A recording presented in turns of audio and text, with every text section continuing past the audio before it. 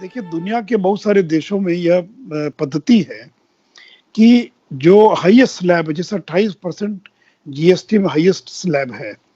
तो over and above GST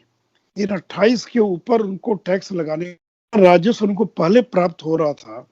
उतना राजस्व उनको आज भी प्राप्त होता रहे।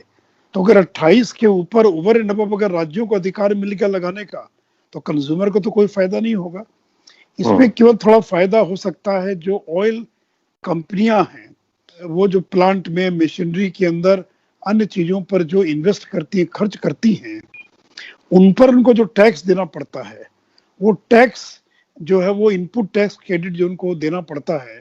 उसका एडजस्टमेंट वो नहीं कर पाते हैं। उसके कारण थोड़ा बहुत कुछ कंज्यूमर को भी लाभ मिल जाए, लेकिन कंज्यूमर को कोई लाभ मिलने की इसमें कोई दूर दूर तक संभावना नहीं है। इसलिए मैंने राज्यसभा में अपने भाषण में फाइनेंस बिल के दौरान इस बात का उल्लेख किया था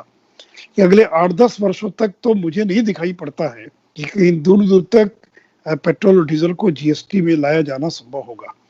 एक बात मैं और आपको बता दूं कि जब कांग्रेस के जमाने में जब संविधान संशोधन बिल पेश किया गया था संसद के अंदर, तो उसमें जीएसटी को पेट्रोल डीजल को जीएसटी से बाहर रखा गया था। लेकिन जब अरुण जेटली ने जब पेश किया संविधान संशोधन विधेयक, तो उसमें पेट्रोल और डीजल पेट्रोलियम पदार्थों को जीएसटी में शामिल रखा गया है, लेकिन उसमें यह लिखा गया है कि जीएसटी काउंसिल तय करेगी कि किस डेट से इसको लागू किया जाए। तो आज भी पेट्रोल डीजल जीएसटी का हिस्सा है, लेकिन कब लागू करेंगे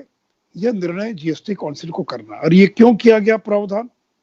मान लीजिए कि 10 साल के बाद राज्य और केंद्र को लगता है कि हमको पेट्रोल डीजल को जीएसटी लगाना चाहिए,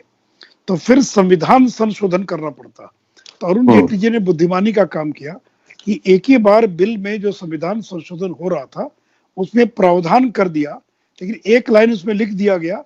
कि जब केंद्र राज्य यानी जीएसटी काउंसिल जब निर्णय करेगा, उस डेट से उसको लागू किया जाएगा।